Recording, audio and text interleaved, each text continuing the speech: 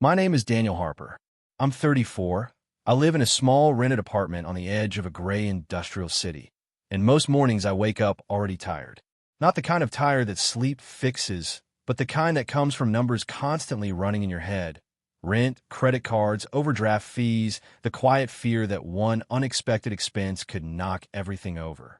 I work a job that barely stretches to the end of the month, and every mistake I've ever made with money seems to wait for me in the silence at night. I wouldn't call it poverty, but it's close enough to feel its breath on my neck. I'm not lazy. I'm not stupid. I'm just stuck in survival mode, trading hours of my life for bills that never really shrink. The shift started on an ordinary evening, scrolling on my phone after work, watching someone talk openly about losing money. Not winning, not flexing, just losing it and rebuilding.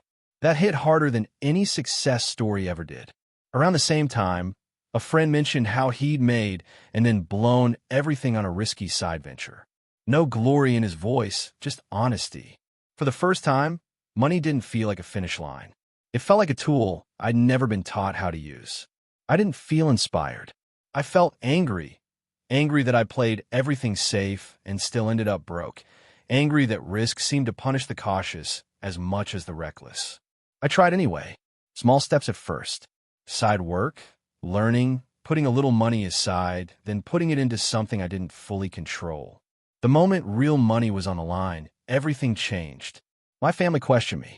My own thoughts turned hostile. Every loss felt personal. Every small gain disappeared the moment an unexpected bill showed up.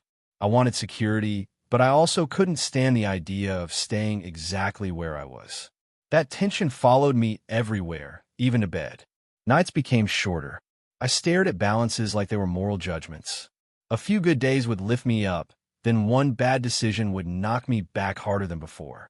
Shame crept in, the kind you don't talk about, the kind that makes you feel irresponsible even when you're trying your hardest.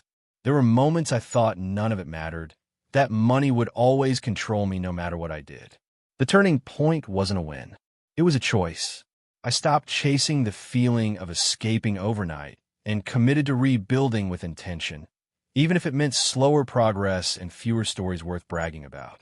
I accepted risk, but on my terms. I accepted loss as tuition, not punishment. I didn't become rich. I didn't lose everything either. What changed was how I see money. It's no longer proof of my worth or failure. It's a reflection of decisions, timing, and patience. And I learned that chasing money out of fear will always cost more than it pays,